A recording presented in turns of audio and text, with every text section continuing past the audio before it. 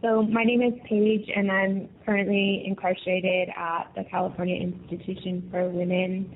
And over the years of my incarceration, I've participated in a lot of restorative justice-based events, including several with the Men Collaborative and 3 days of healing, either as a participant or as a facilitator.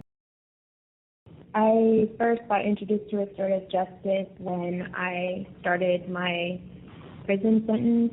I'm currently serving a life sentence in prison, and I came to prison with an incredible amount of shame and guilt about my choices and my decision to participate in a murder, and that people had lost their lives, and I didn't know how to heal or move past that, or how to even imagine a future that wasn't defined by pain and suffering.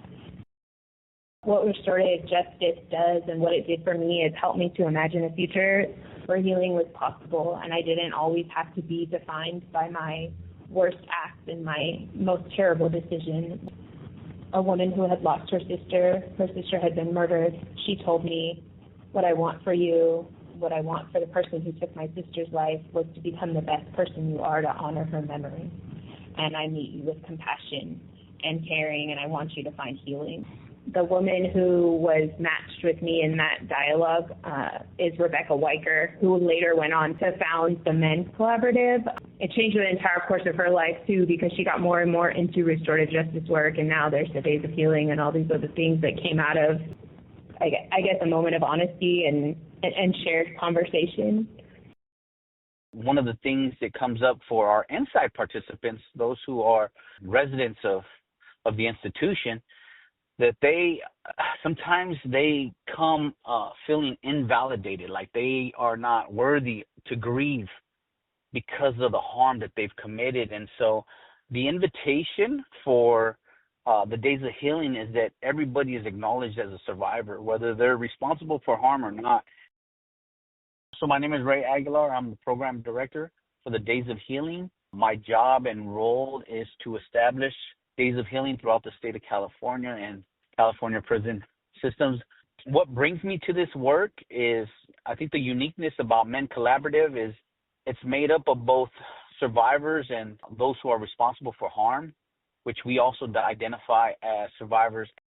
Because our Days of Healing, it's a holistic approach to healing. The intention behind the Day of Healing is an open-minded and willingness to seek various ways to continue the healing journey. So it's our continuum of healing for our survivors who have the desire to want to continue to heal and help process the grief, usually the grief of losing a loved one. I think for us, it's an invitation for them to show up however they're comfortable, however it is that they'd like to occupy this space.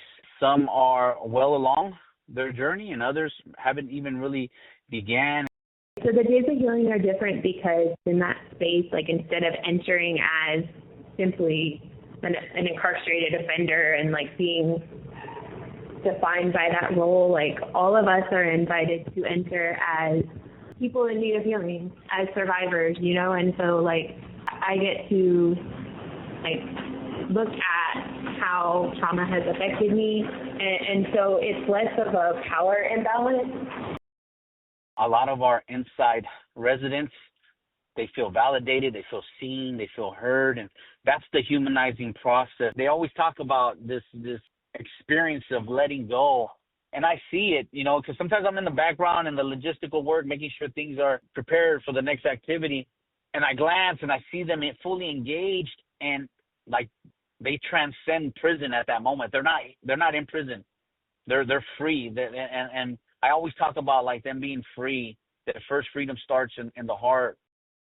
There's so few moments inside of prison where you get to just be in a space with people doing some kind of creative activity together, especially people that don't live here, because there's always this power dynamic, right? And the thing about the Days of Healing, especially dancing and doing just just movement. Like, there's not really times that we dance in prison. Like, there's not really times that you just paint to paint, you know? So, like, these unique activities for this environment that shouldn't be unique activities at all, like, in a space with other people who I guess society would say are not supposed to come together in that way, is very freeing, and it's very healing because you get to embrace your entire identity and just be people together on a healing journey rather than all the labels that are attached to everything that all of us have been through, no matter